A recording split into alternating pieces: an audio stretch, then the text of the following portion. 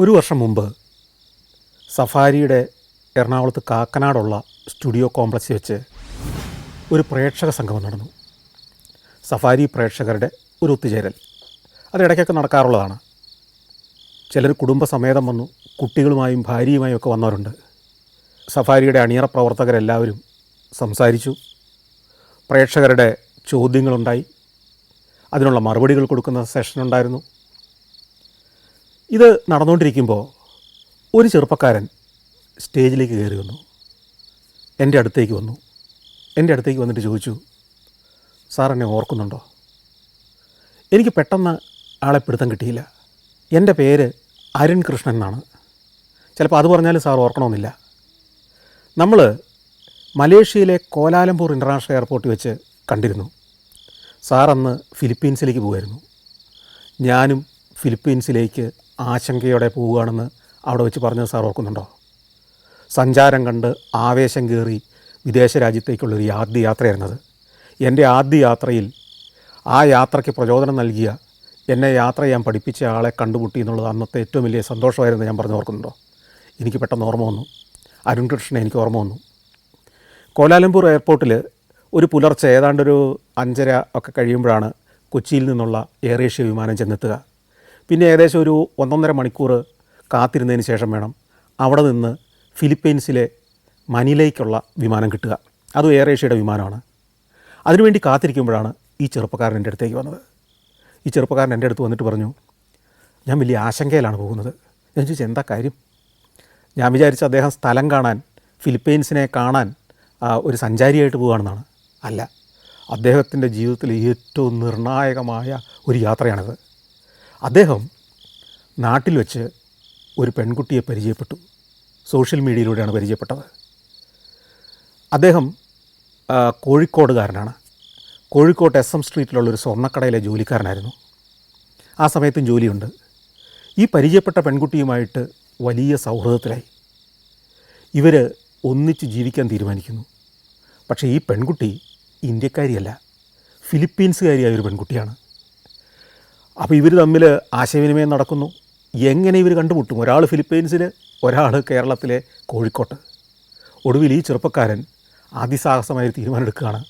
ഫിലിപ്പീൻസിൽ പോയി മനില നഗരത്തിൻ്റെ പ്രാന്തപ്രദേശത്ത് എവിടെയോ ജീവിക്കുന്ന ഈ പെൺകുട്ടിയെ കണ്ടുമുട്ടണം, അവളെ വിവാഹം കഴിക്കണം, അവളെ നാട്ടിലേക്ക് കൂട്ടിക്കൊണ്ടുവരണം. ഈ സ്വപ്നവുമായിട്ടാണ് ഇങ്ങനെ ഇറങ്ങി പുറപ്പെട്ടത്. പുലർകാലത്ത് മലേഷ്യയിലെ കോലാലംപൂർ എയർപോർട്ടിലിരുന്ന എനിക്ക് ഞെട്ടിക്കുന്ന ഒരു വിവരമായിപ്പോയി. ഞാൻ ചോദിച്ചു, ഇത്തിരി സാഹസമല്ലേ? അവരുടെ വീട്ടുകാർക്കറിയുമോ? അല്ലെങ്കിൽ ഈ പറഞ്ഞ പെൺകുട്ടി യഥാർത്ഥത്തിലുള്ളതാണെന്ന് നിങ്ങൾക്ക് ഉറപ്പുണ്ടോ? സോഷ്യൽ മീഡിയയുടെ നിരവധി ആളുകൾ ചതിക്കപ്പെടുന്നൊരു കാലമല്ലേ?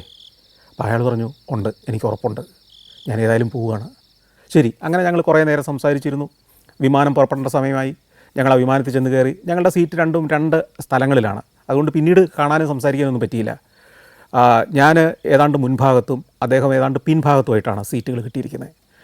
മനിലയിലേക്ക് വിമാനം അടുക്കുമ്പോൾ അതിമനോഹരമായൊരു പട്ടണമാണ് മനില. ഫിലിപ്പീൻസിൻ്റെ തലസ്ഥാന നഗരമാണ്. ഫിലിപ്പീൻസ് തന്നെ 7000-ലധികം ദ്വീപുകളുള്ള ഒരു വലിയ രാഷ്ട്രമാണ്. അതിൽ ഏറ്റവും പ്രധാനപ്പെട്ട ദ്വീപുകളിലൊന്നിലാണ് ഈ മനില എയർപോർട്ട്. ആ എയർപോർട്ടിലേക്ക് ലാൻഡ് ചെയ്യുമ്പോൾ നമുക്ക് ആ നഗരം അങ്ങകലെ കാണാം.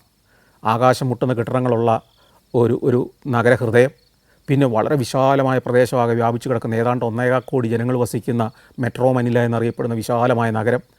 ഏറ്റവും ആധുനികമായ സംവിധാനങ്ങളെല്ലാം ഉള്ള, നമ്മളുടെ മലേഷ്യയുടെ കോലാലംപൂരിനെയോ ബാങ്കോക്കിനെയോ ഒക്കെ ആയിട്ട് താരതമ്യപ്പെടുത്താവുന്ന ഗംഭീരമായൊരു നഗരമാണ് മനില. ദീർഘകാലം സ്പെയിൻകാരുടെ കോളനിയായിരുന്നു. ഏതാണ്ട് 350 കൊല്ലം സ്പെയിൻകാർ ഭരിച്ചിരുന്ന, കോളനിയാക്കി വെച്ചിരുന്നൊരു നാട്. അതുകൊണ്ട് തന്നെ ആ കാലത്ത് അവിടുത്തെ ജനങ്ങളെല്ലാം ആ ട്രഡീഷണൽ ഗോത്ര ജീവിതം നയിച്ചിരുന്നവരൊക്കെ ഈ 350 വർഷം കൊണ്ട് ക്രിസ്ത്യാനികളായി മാറി. ഏതാണ്ട് 92% ആളുകളും ക്രിസ്ത്യാനികളാണ് ഇപ്പോൾ. കൂടാതെ പിന്നീട് 1898 സ്പെയിൻകാരിൽ നിന്ന് ഈ ഫിലിപ്പീൻസ് സ്വാതന്ത്ര്യം നേടി. സ്വാതന്ത്ര്യം നേടുക എന്ന് പറഞ്ഞാൽ നിരവധിയായ പോരാട്ടങ്ങളും സ്വാതന്ത്ര്യ സമര പ്രക്ഷോഭങ്ങൾക്കൊക്കെ ശേഷമാണ് സ്വാതന്ത്ര്യം കിട്ടിയത്. സ്വാതന്ത്ര്യം കിട്ടി അധികം താമസിയാതെ മറ്റൊരു പ്രശ്നത്തിലേക്ക് ഇവർ നീയാടി. അമേരിക്ക, USA ഇവരെ കോളനിയാക്കി. USA ഭരണത്തിലായിരുന്നു പിന്നീട് 2ാം ലോകമഹായുദ്ധകാലം വരെ. 2ാം ലോകമഹായുദ്ധകാലത്ത് ഈ അമേരിക്കയെ പരാജയപ്പെടുത്തിക്കൊണ്ട്, USA പരാജയപ്പെടുത്തിക്കൊണ്ട് ജപ്പാൻ ഈ പ്രദേശത്തിൻ്റെ എല്ലാം അധികാരം പിടിച്ചെടുത്തു. ഏതാണ്ട് 3.5 കൊല്ലത്തോളം 1941 ശേഷം 1945 യുദ്ധം, രണ്ടാം ലോകമഹായുദ്ധം തീരുവോളം ജപ്പാൻ്റെ ഭരണത്തിന് കീഴിലായിരുന്നു. ആ കാലഘട്ടം ഏറ്റവും കിരാതമായ കൊടിയ പീഡനങ്ങളുടെയും കൂട്ടക്കൊലകളുടെയും നിരവധിയായ കൂട്ടബലാത്സംഗങ്ങളുടെയും ഒരു ഭൂമിയായിട്ട് ഈ ഫിലിപ്പീൻസ് മാറി. പ്രത്യേകിച്ച് ഈ മനിലയും പരിസര പ്രദേശങ്ങളും മാറി. അങ്ങനെ 3 വൻ ശക്തികൾ അടിമത്തത്തിലാക്കി വച്ചിരുന്ന ഒരു രാജ്യത്തേക്ക് പിന്നീട് 1946 സ്വാതന്ത്ര്യം കിട്ടിയ ഇന്നത്തെ ഫിലിപ്പീൻസായി മാറിയ ആ നാട്ടിലേക്കാണ് ഞങ്ങളുടെ വിമാനം ലാൻഡ് ചെയ്യുന്നത്. അവിടെ ചെന്നിറങ്ങി. ഇന്ത്യക്കാർക്ക് അവിടെ വിസ ഓൺ അറൈവലാണ്. ഏതാണ്ട് 7,000 രൂപ ഫീസ് അടച്ചു കഴിഞ്ഞാൽ നമുക്ക് വിസ കിട്ടും. ഞാൻ ചെന്നു, വിസ ഓൺ അറൈവൽ പ്രോസസ്സ് പൂർത്തിയാക്കി, എനിക്ക് വിസ കിട്ടി. ഞാൻ ചുറ്റും നോക്കുമ്പോൾ ഈ വിമാനത്തിൽ നിറയെ മറ്റ് പാസഞ്ചേഴ്സ് ഉണ്ട്. വേറെ 1-2 വിമാനങ്ങൾ ഇവിടെ ഇതേ സമയത്ത് വന്ന് ലാൻഡ് ചെയ്തിട്ടുണ്ട്. ആകപ്പാടെ തിരക്കാണ്. എനിക്ക് ഈ അരുണിനെ പിന്നെ കാണാൻ കഴിഞ്ഞില്ല. അരുൺ എൻ്റെ അടുത്ത് പറഞ്ഞിരിക്കുന്നത്, ഞാൻ വിമാനത്താവളത്തിൽ ചെന്ന് പുറത്തേക്ക് ഇറങ്ങുമ്പോൾ ഈ പെൺകുട്ടി പുറത്ത് കാത്തു നിൽക്കുമെന്നാണ് പറഞ്ഞിരിക്കുന്നത്. അപ്പോൾ ഇവരുടെ ഒരു സമാഗമം കാണണം. ഞാൻ ചുറ്റും നോക്കി, അവിടെ എല്ലാം അന്വേഷിച്ചു, അരുണിനെ കാണുന്നില്ല. അയാൾ എവിടെ പോയി? ഞാൻ പിന്നെ പുറത്തേക്ക് നടന്നു. അവിടെ ചെല്ലുമ്പോൾ ടാക്സി കിട്ടുന്ന ഒരു ക്യൂ ഉണ്ട്. ആ ക്യൂവിൽ നിന്ന് ടാക്സി വിളിക്കണം. ഞാൻ ആ പരിസരത്തൂടെ എല്ലാം ചുറ്റി നടന്നു. ഈ അരുണിനെ ഒന്ന് കാണണം. മാത്രമല്ല, ഇവൻ്റെ സ്വപ്നം സാക്ഷാത്കരിച്ചോ എന്നറിയണം. ഇവൻ ആ പെൺകുട്ടിയെ കണ്ടുമുട്ടിയോ എന്നറിയണം.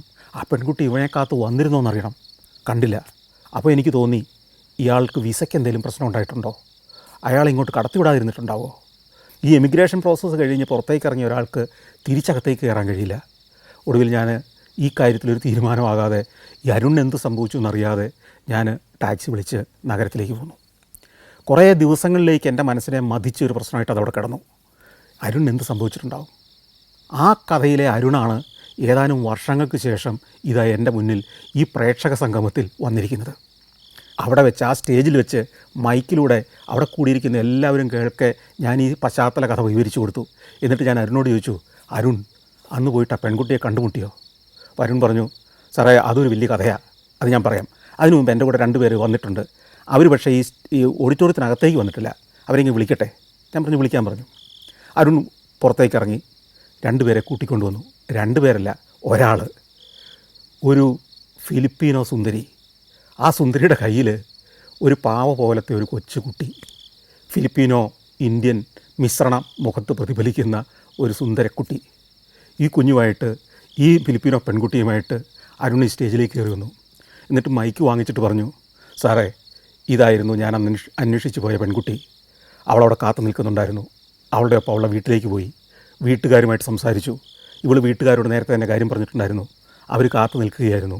കുറേ പ്രശ്നങ്ങളുണ്ടായി, കുറേ ചർച്ചകൾ വേണ്ടി വന്നു, കുറേ വിഷയങ്ങൾ പരിഹരിക്കാനുണ്ടായിരുന്നു. കുറച്ച് കാലം കടന്നുപോയി. എൻ്റെ വീട്ടുകാരും ഒടുവിൽ സമ്മതിച്ചു. ഒടുവിൽ സമംഗളം ആ വിവാഹം നടന്നു. ഞങ്ങൾക്കൊരു കുഞ്ഞുണ്ടായി. ഇപ്പം ഞങ്ങൾ കോഴിക്കോട് സുഖമായിട്ട് ജീവിക്കുന്നു.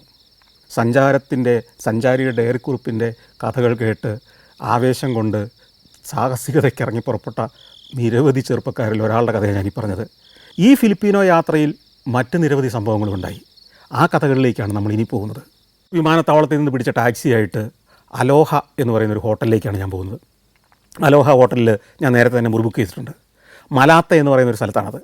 ഇന്ത് നഗരത്തിൻ്റെ ഡൗൺ ടൗൺ ഏരിയ അല്ലെങ്കിൽ ബിസിനസ് ഡിസ്ട്രിക്റ്റ് എന്ന് പറയുന്നത് മക്കാത്തി ഏരിയ. ഈ മക്കാത്തി ഏരിയ എന്ന് പറയുന്നത് ആകാശം മുട്ടുന്ന കെട്ടിടങ്ങളൊക്കെയുള്ള സിംഗപ്പൂരിൻ്റെ ശൈലിയിൽ ആകാശത്തേക്ക് വളർന്ന ഒരു അത്യാഡംബരത്വം നിറഞ്ഞ അതിഗംഭീരമായ നഗരഭാഗമാണ്. ഈ മക്കാത്തി ഏരിയയിൽ മുറിയെടുത്ത് കഴിഞ്ഞാൽ അവിടെ നിന്ന് പുറത്തേക്ക് വരാനും നഗരത്തിൻ്റെ മറ്റു ഭാഗങ്ങളിലേക്ക് പോകാനും ഒക്കെ വലിയ പ്രശ്നങ്ങളാണ്. ഗതാഗതക്കുരുക്കും നിരവധി സമയമൊക്കെ നമ്മുടെ അപഹരിക്കും. അതുകൊണ്ടാണ് മലാത്ത ഏരിയയിലെ അലോഹ ഹോട്ടലിൽ ഞാൻ മുറിയെടുത്തത്. ഞാൻ ഹോട്ടലിൽ ചെന്നു, ചെക്ക് ഇൻ ചെയ്തു, ഒന്ന് കുളിച്ചു, ഫ്രഷായി, ബാഗൊക്കെ അവിടെ വെച്ചു, ക്യാമറയും അനുബന്ധ സാധനങ്ങളൊക്കെ എടുത്തു, പുറത്തേക്ക് ഇറങ്ങി. ഈ സ്ട്രീറ്റിലൂടെ, ഈ റോക്സാസ് അവന്യൂയിലൂടെ നേരെ നടക്കാൻ തീരുമാനിച്ചു. നേരെ നടക്കുകയാണ്. ഒരു സൈഡിൽ കടൽ, ഒരു വശത്ത് കെട്ടിട നിരകൾ. ഇതിന് നടുക്കൂടിയാണ് ഈ റോക്സാസ് അവന്യൂ. അതിൻ്റെ ഓരങ്ങളിൽ മുഴുവൻ ധാരാളം ഗംഭീര റെസ്റ്റോറൻറ്റുകൾ, ചരിത്രമുള്ള കെട്ടിടങ്ങൾ. അതിൽ ഏറ്റവും പ്രശസ്തമായൊരു കെട്ടിടം ഞാൻ ശ്രദ്ധിച്ചു.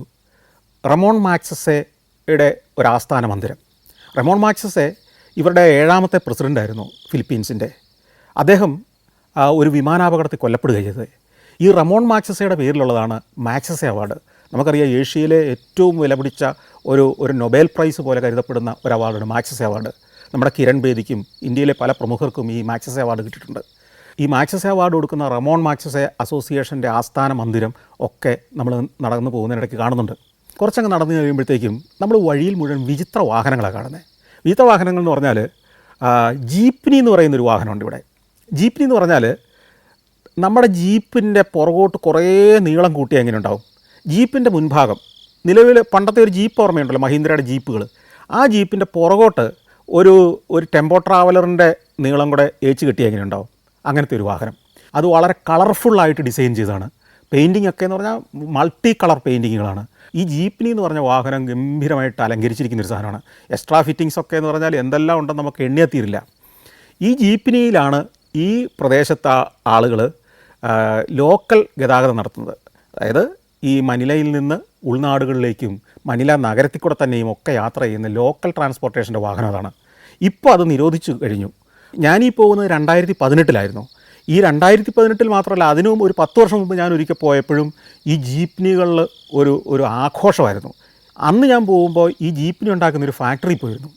അപ്പോൾ ഇതിൻ്റെ ചരിത്രവും കഥകളും ഒക്കെ അന്ന് ഞാൻ പഠിച്ചതാണ്. ഈ ജീപ്നി എന്ന് പറഞ്ഞ വാഹനം വേൾഡ് വാർ II കാലഘട്ടം മുതൽ ഇവിടെയുണ്ട്. രണ്ടാം ലോക മഹായുദ്ധ കാലത്ത് അതിനു മുമ്പൊക്കെ ഞാൻ പറഞ്ഞല്ലോ, അമേരിക്കൻ പട്ടാളത്തിൻ്റെ നിയന്ത്രണത്തിലായിരുന്നു ഈ പ്രദേശമൊക്കെ. ധാരാളം പട്ടാള ജീപ്പുകളൊക്കെ യഥേഷ്ടം ഉണ്ടായിരുന്നു.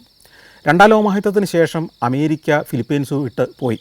തിരിച്ചു പോകുമ്പോൾ ഇവിടെ ഉണ്ടായിരുന്ന ആയിരക്കണക്കിന് പട്ടാള ജീപ്പുകൾ ഇവർ നിസാര വിലയ്ക്ക് ഈ നാട്ടുകാർക്ക് കൊടുത്തു. കുറേയൊക്കെ അവർക്ക് ഇഷ്ടപ്പെട്ടവർക്ക് സൗജന്യമായിട്ടും കൊടുത്തു. അങ്ങനെ ആയിരക്കണക്കിന് ജീപ്പുകൾ ഈ നാട്ടിലുണ്ടായി. ഈ ജീപ്പുകളായിരുന്നു ആദ്യകാലത്ത് ഇവരുടെ ഗതാഗത സംവിധാനങ്ങൾ. ഈ ഫിലിപ്പീൻസിൽ മറ്റു വാഹനങ്ങളൊന്നുമില്ല. അപ്പോൾ നാട്ടുകാർക്ക് ഈ ജീപ്പിന് നീളം കുറവാണ്, നമുക്കറിയാമല്ലോ, പഴയ വില്ലീസ് ജീപ്പ് പോലെ ഇരിക്കും. അപ്പോൾ നാട്ടുകാരെന്ത് ചെയ്തു, ഇതിൻ്റെ പുറകിലേക്ക് വലിച്ചു നീട്ടി, ഷാസി കട്ട് ചെയ്തിട്ട് ഇതിനെ അങ്ങ് എക്സ്റ്റെൻഡ് ചെയ്തു, വലിച്ചു നീട്ടി, നടുക്ക് കുറേ എക്സ്റ്റൻഷൻ വെച്ചിട്ട്, എന്നിട്ട് ഇതിനെ ഒരു ടെമ്പോ ട്രാവലോ ഒരു മിനി ബസ്സിൻ്റെ നീളത്തിലേക്കാക്കി. ഒരു ജീപ്പിനെ വലിച്ചു നീട്ടി മിനി ബസ്സാക്കി എങ്ങനെ ഉണ്ടാവും, അത് തന്നെ സംഭവം. അപ്പോൾ ആ വൈകൃതങ്ങൾ ഒഴിവാക്കാൻ വേണ്ടി അതിൽ ചിത്രപ്പണികളൊക്കെ ചെയ്തു. പുറകിൽ 2 നിരയായിട്ട് ആളുകൾക്കിരിക്കാം, ഫേസ് ടു ഫേസ്. അങ്ങനെയാണ് എൻ്റെ ഇരിപ്പിട ക്രമീകരണം. ഇതാണ് ഉൾനാടുകളിലൊക്കെ യാത്ര ചെയ്യുന്നത്. അങ്ങനെ ആ ജീപ്നിയുടെ ഉണ്ടാക്കുന്ന ഫാക്ടറികളൊക്കെ ഞാൻ ഈ 2008 പോകുമ്പോൾ അവിടെ ഉണ്ടായിരുന്നു, അത് പോയി കാണുകയും ചെയ്തിട്ടുണ്ട്. ഇങ്ങനെ പല കാഴ്ചകളും നടക്കുന്നതിനിടയ്ക്ക് മണിയടിച്ചുകൊണ്ട് ഒരു ട്രൈസൈക്കിളുകാരൻ വന്നു. ഈ ട്രൈസൈക്കിൾ എന്ന് പറയുന്നതും സൈക്കിളും ഒരു പെട്ടിയും കൂടെ ചേർന്നതാണ്. ഈ പെട്ടിക്കകത്ത് നമുക്ക് കുറേ ആളുകൾക്ക് കയറിയിരിക്കാം, സൈക്കിൾ ആയിട്ട് ചവിട്ടുകയും ചെയ്യും. അപ്പോൾ എനിക്കൊരു കൗതുകം, ഇനി ഒരു 2 കിലോമീറ്റർ കൂടെ നടക്കണം, എന്തിനാ വെറുതെ നടന്ന സമയം കളയുന്നത്, എത്ര വേണം പൈസ ഞാൻ ചോദിച്ചു. അപ്പോൾ പറഞ്ഞു 100 പെസോ. 100 പെസോ എന്ന് പറഞ്ഞാൽ അന്ന് നമ്മുടെ ഏതാണ്ട് ഒരു 130 രൂപയേ ഉള്ളൂ. നമ്മുടെ കറൻസി ആയിട്ട് ഏതാണ്ട് മാച്ചിങ് ആണ് അവരുടെ. ശരി, അതിൽ കയറി. അങ്ങനെ ഈ ട്രൈസൈക്കിളിലാണ് നമ്മൾ പോകുന്നത്. അത് രസകരമായൊരു യാത്രയായിരുന്നു. അത്തരൊരു വിചിത്ര വാഹനത്തിലൊക്കെ അപൂർവമായിട്ടാണ് നമ്മൾ കയറുന്നത്. ഇങ്ങനെ നിരവധി വിചിത്ര വാഹനങ്ങളിൽ നമ്മൾ ഇടയ്ക്കിടയ്ക്കെല്ലാം യാത്ര ചെയ്യും. അങ്ങനെ ഓടി നമ്മൾ റിസൽ പാർക്കിന് സമീപത്തെത്തുന്നു. റിസൽ പാർക്ക് വൈകുന്നേരം ആകുമ്പോഴത്തേക്കും വളരെ സജീവമാകുന്നു. അവിടെ ധാരാളം ആളുകൾ, വൈകുന്നേരമായി ഈ സമയമായപ്പോഴേക്കും. ഇവിടുത്തെ ഒരു പ്രത്യേകത എന്താ അറിയുമോ, വൈകുന്നേരങ്ങളിൽ, പ്രത്യേകിച്ച് അവധി ദിവസങ്ങളുടെ വൈകുന്നേരങ്ങളിൽ ജനം മുഴുവൻ വീടുകളിൽ നിന്നിറങ്ങും. അവർ താമസിക്കുന്ന അപ്പാർട്ട്മെൻറ്റുകളിൽ നിന്ന് അത്യാവശ്യ ഭക്ഷണ സാധനങ്ങളും ബെഡ്ഷീറ്റും തലയണയും ഒക്കെ ആയിട്ട് ഇവരിങ്ങിറങ്ങും. റിസൽ പാർക്ക് അതിവിശാലമായൊരു ഉദ്യാനമാണ്. പുൽമേടുകളുള്ള, മനോഹരമായ ഫൗണ്ടനുകളുള്ള, ധാരാളം വൃക്ഷങ്ങളുള്ള അതിമനോഹരമായൊരു ഉദ്യാനം. ഏക്കർ കണക്കിന് പരന്ന് കിടക്കുകയാണ് നഗരത്തിൻ്റെ ഹൃദയത്തിൽ. അപ്പോൾ ഇവർ വന്ന് ബെഡ്ഷീറ്റൊക്കെ വിരിച്ച് കുടുംബസമേതം എല്ലാവരും കൂടെ വട്ടത്തിലിരിക്കും, കഥ പറയും. ചിലർ നീണ്ടു തുറന്ന് കിടക്കും, ചിലർ അവിടെ പാചകം ചെയ്യും. പാചകം ചെയ്യണ്ടാത്തവർ അവിടെ വഴിയോ, ആ പാർക്കിൻ്റെ ഓരങ്ങളിൽ ധാരാളം റെസ്റ്റോറൻറ്റുകളുണ്ട്, താൽക്കാലിക പെട്ടിക്കടകളുണ്ട്. അവിടെയൊക്കെ പോയി ഗ്രില്ല് ചെയ്ത മാംസം, അല്ലെങ്കിൽ ഉപ്പിലിട്ട മാങ്ങ, അല്ലെങ്കിൽ കുറിക്കാനുള്ള സാധനങ്ങൾ, ജ്യൂസ്, ഐസ്ക്രീം, ലഘുഭക്ഷണങ്ങൾ, ഇതൊക്കെ വിചിത്രമായ കിഴക്കനേഷ്യൻ വിഭവങ്ങളെല്ലാം ഇങ്ങനെ മുരിഞ്ഞുകൊണ്ടിരിക്കുന്നുണ്ടാവും. അത് പോയി വാങ്ങിച്ചുകൊണ്ട് വരും. എന്നിട്ട് ഒരു വട്ടത്തിൽ നിന്ന് ഭക്ഷണം കഴിക്കും. നേരെ ഇരുളുവോളം ഇരിക്കും. നേരെ ഇരുണ്ട് കഴിയുമ്പോൾ ഈ ബെഡ്ഷീറ്റ് വിരിച്ച് അവിടെ കിടക്കും. ആകാശത്തിലെ ചന്ദ്രനെ കണ്ടുകൊണ്ട്, നക്ഷത്രങ്ങളെ കണ്ടുകൊണ്ട് കഥ പറഞ്ഞ് വീട്ടുവിശേഷങ്ങൾ പറഞ്ഞ് കിടക്കും. നമ്മുടെ നഗരങ്ങളിൽ അങ്ങനെ പറ്റില്ല. കാരണം വെച്ചാൽ കൊതുക് എടുത്തുകൊണ്ട് പോകും. അവിടെ കൊതുകിൻ്റെ പ്രശ്നം തോന്നിയിട്ടില്ല. അങ്ങനെ ചിലർ പാതിരാത്രി വരെ അങ്ങനെ കിടക്കും, ചിലർ നേരം വെളുക്കോളം കിടക്കും, രാവിലെ ആയിരിക്കും ഏറ്റു പോവുക. അവിടെ ഈ പാർക്കിൻ്റെ ഓരങ്ങളിൽ നല്ല വൃത്തിയുള്ള ടോയ്ലറ്റുകളുടെ കോംപ്ലക്സുകളുണ്ട്. ടോയ്ലറ്റിൽ പോകേണ്ടവർക്ക് അവിടെ പോകാം. അങ്ങനെ ഒരു സാമൂഹ്യ ജീവിതം, ഈ ചിലപ്പോൾ ഒത്തുചേരുന്ന ഈ പല കുടുംബങ്ങൾ ചേർന്ന് ഒന്നിച്ചവിടെ വെച്ച് സൗഹൃദങ്ങളുണ്ടാക്കും, കഥകൾ പറയും, വിശേഷങ്ങൾ പറയും. ഒരു സാമൂഹ്യ ജീവിതത്തിൻ്റെ കേന്ദ്രമായിട്ട് റിസൽ പാർക്ക് മാറും. അപ്പോൾ ഈ കാഴ്ചകളെല്ലാം കണ്ട് ഞാൻ നടക്കുമ്പം വ്യത്യസ്തമായ മനുഷ്യരുണ്ട്. കാമുകീകാമുമാർ ഒരിടത്തിരുന്ന് കഥ പറയുന്നു, പൊട്ടിച്ചിരിക്കുന്നു, ആലിംഗനം ചെയ്യുന്നു, ചുംബിക്കുന്നു, വേറൊരു കൂട്ടർ എക്സസൈസ് ചെയ്യുന്നു, ചിലർ ഷട്ടിൽ കളിക്കുന്നു. വിചിത്രമായ ഒരു ഒരു ഒരു ഒരു പ്രത്യേകതരം എക്സസൈസ് ചെയ്യുന്ന ഒരാളെ കണ്ടു. കയ്യിൽ ക്രിസ്റ്റൽ ബോൾ, ഒരു ഒരു ഒരു ചില്ല് പോലത്തെ ഒരു പന്ത്, അതിങ്ങനെ കയ്യിലൂടെ ഇങ്ങനെ ഓടിച്ചുകൊണ്ടിരിക്കുന്ന ഒരാൾ. അയാൾ ഏകാഗ്രതയോടെ ഇത് ചെയ്തുകൊണ്ടിരിക്കുക. ഞാൻ വിചാരിച്ച് ഈ കൈക്ക് കൊടുക്കുന്ന ഒരു എക്സസൈസ് ആയിരിക്കുമെന്ന്. പിന്നീട് പഠിച്ചപ്പോഴാണ് മനസ്സിലായത് കൈക്ക് കൊടുക്കുന്ന എക്സസൈസ് അല്ല, അതൊരു ചൈനീസ് താന്ത്രിക വിദ്യയാണ്. താവോയിസ്റ്റിനിൽ നിന്ന് ഉരുത്തിരിഞ്ഞ് വന്നത്. ഷെൻസുയി എന്നതിൻ്റെ പേര്. ഷെൻസുയി ആ ഗോളം ഇങ്ങനെ ഉരുട്ടിക്കൊണ്ടിരിക്കുന്നു. ഇങ്ങനെ വ്യത്യസ്തരായ നിരവധി മനുഷ്യർ അവരുടെ പ്രവർത്തനങ്ങൾ ഇതൊക്കെ കണ്ടു. ഒരു ഭാഗത്ത് മ്യൂസിക് നടക്കുന്നുണ്ട്, അവിടെ ഒരു ഡ്രമ്മറുണ്ട്, അയാൾ ഗംഭീരമായിട്ട് പെർഫോം ചെയ്യുന്നു. ഇതൊക്കെ ഫ്രീ ആണ്, ആളുകൾക്ക് പോയിരുന്ന് കാണാം. സംഗീത പരിപാടി ഒരു മൂലയ്ക്ക് നടന്നുകൊണ്ടിരിക്കുക, ഒരു ആംഫി തിയേറ്റർ പോലത്തെ ഒരു ഭാഗത്ത്. അത് കാണാനും കുറേ ആളുകളുണ്ട്. അപ്പോഴത്തേക്ക് നേരം നന്നായിട്ട് ഇരുട്ടി. ഞാൻ തിരിച്ച് നടക്കാൻ തീരുമാനിച്ചു. തിരിച്ച് ഈ ബേവാക്ക് എന്ന് പറയുന്ന, ഞാൻ നേരത്തെ പറഞ്ഞല്ലോ, ആ റോക്സാസ് അവന്യൂയിലൂടെ തിരികെ നടക്കാം. ഈ കടൽ തീരത്തൂടെയാണ് നടക്കുന്നത്. ആ കടൽ തീരമൊക്കെ ധാരാളം വൃക്ഷങ്ങൾ വെച്ച് പിടിപ്പിച്ചിട്ടുണ്ട്, തെങ്ങുകളുണ്ട്, തെങ്ങിൻ തൈകളുണ്ട്, കുറേ ഫുഡ് കോർട്ടുകളുണ്ട്, മനോഹരമായ ഭക്ഷ്യകേന്ദ്രങ്ങളുണ്ട്. ഇതെല്ലാം കണ്ടു നടക്കുമ്പം വേറൊരു കൂട്ടർ ഓടിയുണ്ട്. വഴിയോരത്ത് ചെറിയൊരു ബോർഡ്, മസാജ്, അത്രേ ഉള്ളൂ. ഇവിടെ ഒരു കസേര ഇട്ടിട്ടുണ്ടാവും, അവിടെ ഒരാൾ കാത്തിരിക്കുന്നുണ്ടാവും. നമ്മളവിടെ ചെന്നാൽ ആ കസേരയിൽ ഇരുന്നാൽ മതി. നമ്മളുടെ പുറം, പെടലി, കഴുത്ത്, തല ഒക്കെ തിരുമും. കാല് നീട്ടി വെച്ച് കൊടുത്താൽ കാല് മസാജ് ചെയ്ത് തരും, കൈകൾ മസാജ് ചെയ്ത് തരും. നമ്മൾ തായ്ലൻഡിലും മറ്റ് രാജ്യങ്ങളിലൊക്കെ കണ്ടിട്ടുള്ളത് മസാജ് പാർലറുകൾ, അതായത് വഴിയോരങ്ങളിൽ കെട്ടിടത്തിനകത്ത് എയർ കണ്ടീഷൻ ചെയ്ത മുറികൾ അല്ലെങ്കിൽ ഹോളുകളിൽ നിരവധി ആളുകൾക്ക് നിരന്നിരിക്കാവുന്ന കസേരകളും നല്ല ഈസി ചെയറുകളൊക്കെ ഇട്ടിട്ട് ആളുകൾ ശാസ്ത്രീയമായിട്ട് ഫുഡ് മസാജ്, പെഡലി മസാജ്, ഫുൾ ബോഡി മസാജ് ഒക്കെ ചെയ്യുന്ന കേന്ദ്രങ്ങൾ നമ്മൾ കാണുന്നു. തായ്ലൻഡിലൊക്കെ, അല്ലെങ്കിൽ മലേഷ്യയിലും ഇന്തോനേഷ്യയിലും ഒക്കെ ഉണ്ട് ഇത്, ബാലിയിലും ഒക്കെ നമുക്കിത് കാണാം. പക്ഷേ ഇവിടെ അതല്ല, പാവപ്പെട്ടവൻ്റെ മസാജ് കേന്ദ്രങ്ങളാണ്. അവനാകപ്പാടെയുള്ള ഇൻവെസ്റ്റ്മെൻറ്റ് ഈ ഒരു പ്ലാസ്റ്റിക് ചെയറും ഈ ഒരു ബോർഡും മാത്രമാണ്. ഇതുമായിട്ട് ഇവൻ ഈ ബേവാക്ക് എന്ന് പറഞ്ഞ സ്ട്രീറ്റിൻ്റെ ഓരത്ത് വന്നിരിക്കും. അവിടെ ആളുകൾക്ക് നടന്നു പോകുന്നവർക്ക് വേണമെങ്കിൽ നടന്നു മടുത്ത് കഴിയുമ്പോൾ, ഈ 2 കിലോമീറ്റർ നടക്കണമല്ലോ, നടന്നു മടുക്കുന്നവർ ആ കസേരയിൽ ഇരുന്ന് കഴിഞ്ഞാൽ ഇവൻ വന്ന് പെടലിയും പുറവും കാലും ഒക്കെ തിരുമ്മിത്തരും. അതിന് ചെറിയ പൈസയും കൊടുത്തു കഴിഞ്ഞാൽ പോവാം. അപ്പോൾ ചെറിയ ഇൻവെസ്റ്റ്മെൻറ്റിൽ ജീവിക്കുന്ന ബിസിനസ് നടത്തുന്ന ആളുകളെയൊക്കെ പിന്നിട്ട് ഞാൻ തിരിച്ച് ഹോട്ടലിലേക്ക് എത്തി. അപ്പോഴത്തേക്ക് നേരെ ഒരു 9:30-10 മണിയൊക്കെ ആയി. ഞാൻ ഈ താമസിക്കുന്ന ഹോട്ടലിൽ നല്ലൊരു ചൈനീസ് റെസ്റ്റോറൻ്റ് ഉണ്ട്. അവിടെ നിന്ന് അത്താഴവും കഴിച്ചിട്ട് നേരത്തെ കിടന്നുറങ്ങി. പിറ്റേ ദിവസം രാവിലെ ഒരു ദീർഘയാത്രയുള്ളതാണ്. രാവിലെ റെഡിയായി വന്ന് നിൽക്കുമ്പോഴത്തേക്കും ഞാൻ തലേദിവസം രാത്രി തന്നെ ഹോട്ടൽ റിസപ്ഷനിൽ പറഞ്ഞിരുന്നു, എനിക്ക് നാളെ ഒരു ദീർഘയാത്രയ്ക്ക് പോകാനൊരു കാറ് വേണം. അപ്പോൾ അത് രാവിലെ ഒരു 8:30 ആകുമ്പോഴത്തേക്ക് അറേഞ്ച് ചെയ്യണമെന്ന് പറഞ്ഞിരുന്നു. രാവിലെ ബ്രേക്ക്ഫാസ്റ്റ് കഴിച്ച് ചെല്ലുമ്പോഴത്തേക്ക് ആ കാർ റെഡി ആയിട്ടുണ്ട്, ഒരു ഡ്രൈവറും ഉണ്ട്. ഈ ഹോട്ടലിലെ ജീവനക്കാരൻ ആ കാർ ഏതാണെന്ന് എന്നെ പരിചയപ്പെടുത്താൻ വേണ്ടി കൂടെ വന്നു. കാറിൻ്റെ അടുത്ത് ചെന്നു. ബെഞ്ചി എന്നാണ് അയാളുടെ പേര്. ബെഞ്ചമിൻ എന്നുള്ളതിൻ്റെ ഷോർട്ട് ഫോം ആയിരിക്കണം ബെഞ്ചി. ബെഞ്ചിയെ പരിചയപ്പെട്ടു. അപ്പോൾ ഞങ്ങൾക്ക് ഇന്ന് പോകേണ്ടത് തഗാത്തായി എന്ന് പറയുന്നൊരു സ്ഥലത്തേക്കാണ്. തഗാത്തായി പ്രകൃതി രമണീയമായൊരു സ്ഥലമാണ്. ഇവിടെ നിന്ന് ഇനി തെക്കോട്ട് യാത്ര ചെയ്യണം. ഈ മനിലയിരിക്കുന്ന ഈ വലിയ ദ്വീപുണ്ടല്ലോ, ഈ ദ്വീപിൻ്റെ ഒരു ഭാഗത്ത് തന്നെയാണ്. തെക്കോട്ട് കുറേ യാത്ര ചെയ്ത് കഴിയുമ്പോൾ നമ്മൾ ഈ തഗാത്തായി പ്രദേശത്തെത്തും. ഈ തഗാത്തായി കുറച്ച് ഉയർന്ന പ്രദേശമാണ്. 10,000 മീറ്റർ, നമ്മുടെ ഒരു വാഗമണ്ണൊക്കെ പോലുള്ള ഒരു ഉയർന്ന പ്രദേശം. അവിടെ നൂറ്റാണ്ടുകളായി സ്പെയിൻകാരുടെ കാലം മുതലുള്ള സുഖവാസ കേന്ദ്രങ്ങളുണ്ട്, റിസോർട്ടുകളുണ്ട്. പിന്നെ ഈ തഗാത്തായി പ്രദേശം ഒരു അഗ്നിപർവ്വത മുഖമാണ്. ഈ അഗ്നിപർവ്വത മുഖത്ത് വലിയൊരു തടാകം, ഈ തടാകത്തിനകത്ത് ഒരു ദ്വീപ്, ആ ദ്വീപിനകത്ത് വീണ്ടും ഒരു തടാകം. ഇതാണ് ഇവിടുത്തെ പ്രത്യേകത. ഇത് കാണാൻ, ഈ തടാകത്തിലൂടെ ബോട്ടിങ് നടത്താൻ, ഈ ബോട്ടിങ് നടത്തി നടുക്കുള്ള ദ്വീപിൽ ചെന്ന് വീണ്ടും മല കയറി അടുത്ത തടാകത്തിലേക്ക് പോകാനൊക്കെ ധാരാളം ടൂറിസ്റ്റുകൾ എത്തുന്നു. ഒടുവിൽ ദീർഘദൂരം നമ്മൾ യാത്ര ചെയ്ത് ഈ തഗാത്തായി പ്രദേശത്തേക്ക് എത്തുകയാണ്. അവിടെ എത്തുമ്പോഴത്തേക്ക് നല്ല തണുപ്പുള്ള പ്രദേശമാകുകയാണ്. നല്ല ഗംഭീരമായ ഭൂപ്രകൃതി, വൃത്തിയുള്ള നല്ല ഹൈവേകൾ, മനോഹരമാക്കിയിട്ടിരിക്കുന്ന വഴിയോരങ്ങൾ.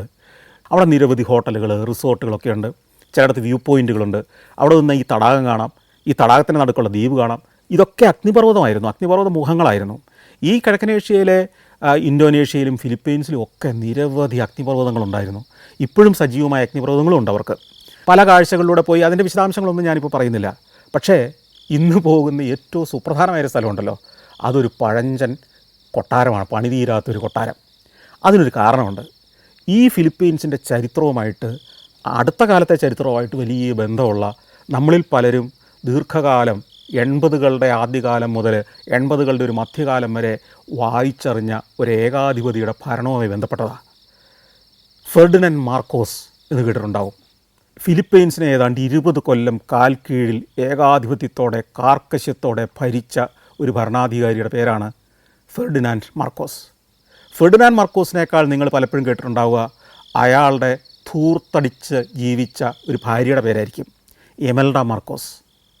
ഈ ഇമൽഡ മാർക്കോസിൻ്റെയും ഫെർഡിനാൻഡ് മാർക്കോസിൻ്റെയും ഒരു സ്വപ്ന കൊട്ടാരം, സ്വപ്ന സൗധമായിരുന്നു ഈ പ്രദേശത്തെ, ഈ തകാത്തായി പ്രദേശത്തെ ഏറ്റവും ഉയർന്ന ഭാഗത്ത് താഴെ അഗ്നിപർവ്വതവും അഗ്നിപർവ്വതത്തിനുള്ളിലെ തടാകവും ആ തടാകത്തിനുള്ളിലെ ദ്വീപും ദ്വീപിനുള്ളിലെ തടാകവും ഒക്കെ കാണാവുന്ന അതിമനോഹരമായ പ്രകൃതി രമണീയമായ ഒരു സ്ഥലത്ത് പണിതുയർത്തിയ ഒരു കൊട്ടാരം. ആ കൊട്ടാരം പണി തീർന്നില്ല. അതിൻ്റെ താഴ്വാരത്ത് വണ്ടി കൊണ്ട് നിർത്തി.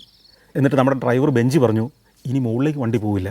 വണ്ടി പോകുമായിരുന്നു, ഇന്ന് ഞായറാഴ്ച ആയതുകൊണ്ട് വഴി മുഴുവൻ ബ്ലോക്കാണ്, മുകളിൽ പോയാൽ ഒത്തിരി സമയമെടുക്കും, അതുകൊണ്ട് കുറച്ച് ദൂരമേ ഉള്ളൂ, ഏതാണ്ട് കഷ്ടിച്ചൊരു കിലോമീറ്റർ ഉള്ളൂ, നടന്നു പോകാൻ പറ്റുമോ? ഞാൻ പറഞ്ഞു നടന്നു പോകാം, അതായിരിക്കും സൗകര്യം. അങ്ങനെ ഞാൻ മല കയറി തുടങ്ങി. ഈ മല കയറി ഇങ്ങനെ നടക്കുമ്പോൾ ഞാൻ ഈ ഫെർഡിനാൻഡ് മാർക്കോസിൻ്റെ കഥയാണ് ഓർത്തത്. 1965 ഈ ഫെർഡിനാൻഡ് മാർക്കോസ് അധികാരത്തിൽ വന്നു. ഫെർഡിനാൻഡ് മാർക്കോസ് അധികാരത്തിൽ വരുമ്പോൾ ഫിലിപ്പൈൻസ് എന്തായിരുന്നു എന്ന് പലർക്കും അറിയില്ലായിരിക്കാം. 1946 സ്വാതന്ത്ര്യം കിട്ടിയതിന് ശേഷം 1965 വരെയുള്ള കാലം കൊണ്ട് ഈ ഫിലിപ്പൈൻസ് ഏഷ്യയിലെ ഏറ്റവും വളരുന്ന സമ്പദ്ഘടനയായിരുന്നു. നിങ്ങൾ വിശ്വസിക്കുകയില്ല. അന്ന് ഫിലിപ്പൈൻസിന് മുമ്പിൽ അതിനേക്കാൾ വളർച്ച നേടിയ ഒരു രാജ്യം ജപ്പാൻ മാത്രമായിരുന്നു. എന്ന് പറഞ്ഞാൽ നിങ്ങൾക്ക് ഊഹിക്കാമല്ലോ, ഇന്നത്തെ ചൈന പോലും അന്നൊന്നും ആയിരുന്നില്ലാത്തൊരു കാലത്ത് ഫിലിപ്പൈൻസ് ഏഷ്യയിലെ, പ്രത്യേകിച്ച് കിഴക്കൻ ഏഷ്യയിലെ ഏറ്റവും സമ്പന്നമായ അതിവേഗം വളരുന്ന ജപ്പാന് തൊട്ടു പിന്നിലുള്ള ഒരു സമ്പദ്ഘടനയായിരുന്നു. അങ്ങനെ 1965 ഈ ഫെർഡിനാൻഡ് മാർക്കോസ് അധികാരത്തിൽ വരുന്നു.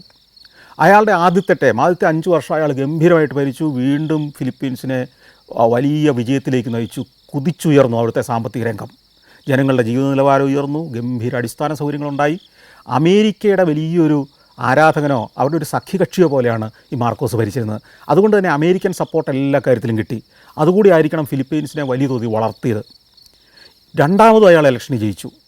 1970 വീണ്ടും ഇലക്ഷന് ജയിച്ചു. ആ തവണ ജയിച്ചതോടുകൂടി ഇയാളിലെ ഏകാധിപതി അങ്ങ് ഉണർന്നു. ഇനി അധികാരം വിട്ടു പോകാനേ പാടില്ല എന്ന് അയാൾ തീരുമാനിച്ചു. നിയമങ്ങൾ പരിഷ്കരിച്ചു.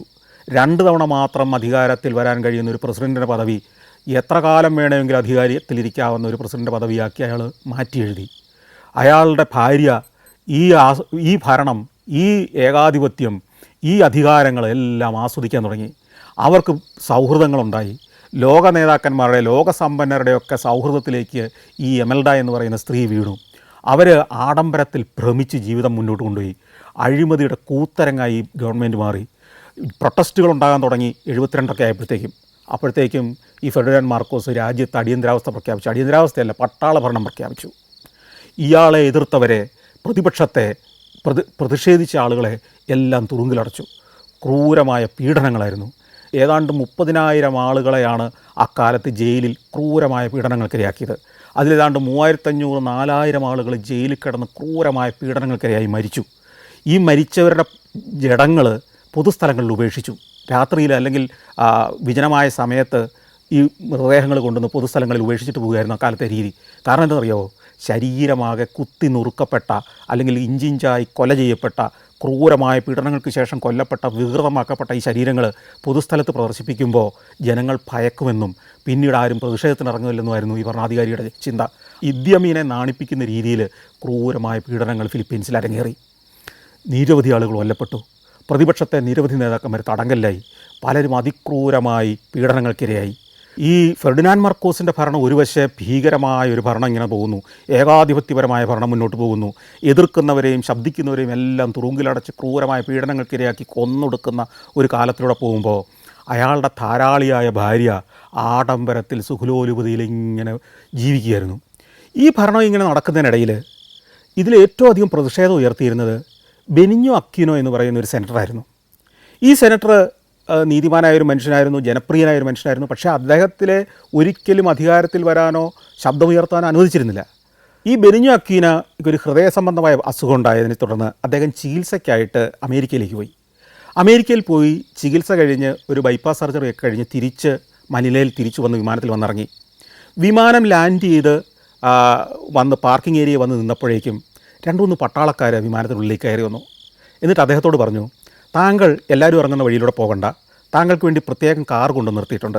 അതുകൊണ്ട് ഈ ജീവനക്കാർ വിമാനത്തിലേക്ക് കയറുന്ന എയറോ ബ്രിഡ്ജിൻ്റെ സമീപത്തൊരു ഗോവണിയുണ്ടല്ലോ, അതിലൂടെ താഴേക്ക് ഇറങ്ങും, നമുക്ക് താങ്കൾക്ക് വേണ്ടി സ്പെഷ്യൽ കാർ തന്നിട്ടുണ്ട്. ഇയാൾക്കൊരു സംശയം തോന്നിയെങ്കിലും ഈ പട്ടാളക്കാരുടെ ഒപ്പം അയാൾ ഇറങ്ങി നടന്നു.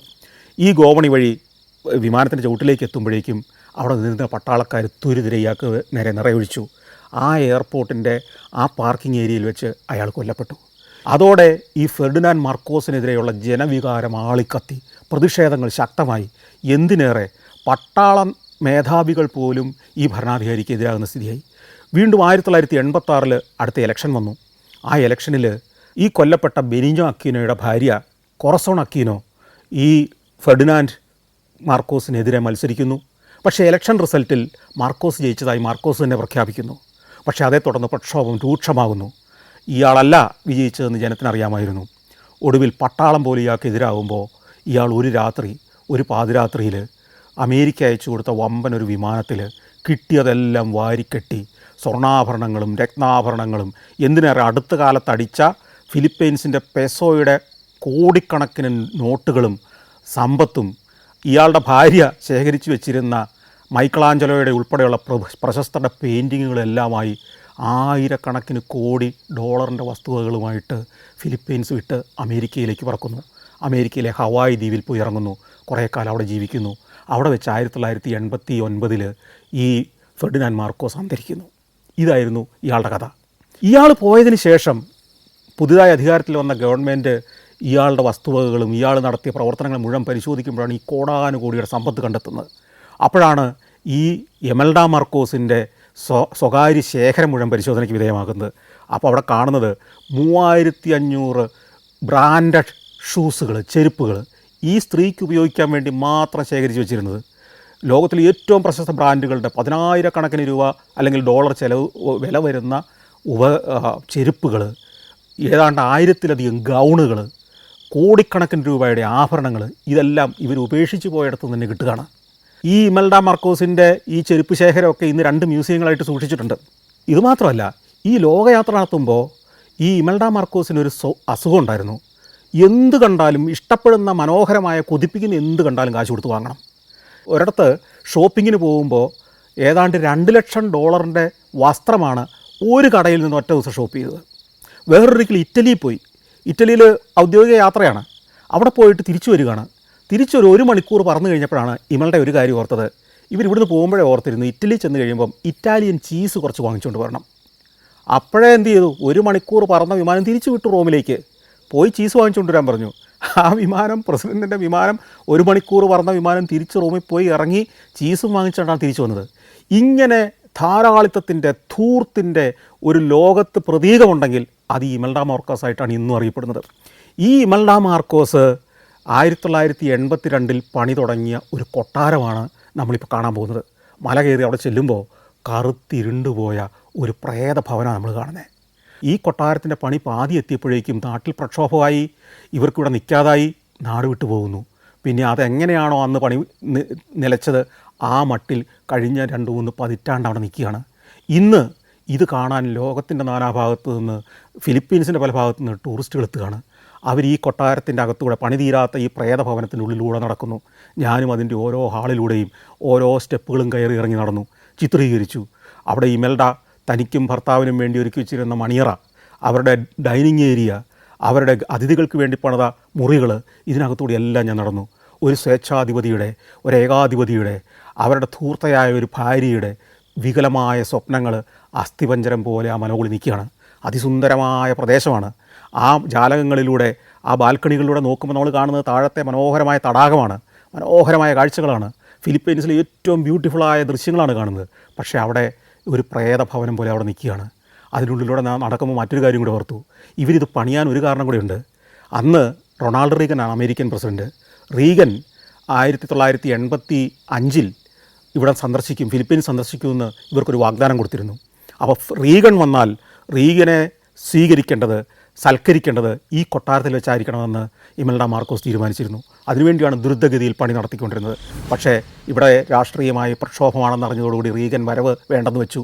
പക്ഷേ പിന്നീട് കൊട്ടാരത്തിൻ്റെ പണി നിന്നുപോയി. അങ്ങനെ 10,000-കണക്കിന്, ലക്ഷക്കണക്കിന് മനുഷ്യരെ ദുരിതത്തിലാഴ്ത്തിക്കൊണ്ട് ഒരു ഏകാധിപതി പണിത കൊട്ടാരത്തിൻ്റെ ഉൾത്തളങ്ങളിലൂടെ ഞാൻ ക്യാമറയുമായിട്ട് നടന്നു.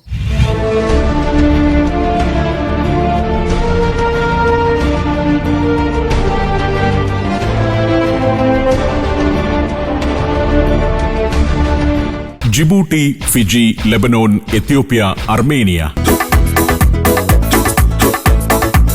സഞ്ചാരം വോളിയം നമ്പർ 17. ഫുൾ HD-യിലുള്ള ഈ അപൂർവ ദൃശ്യയാത്രാ വിവരണ ശേഖരം സ്വന്തമാക്കാൻ സഞ്ചാരം എന്ന് SMS ചെയ്യൂ. ഫോൺ 9995 444 222.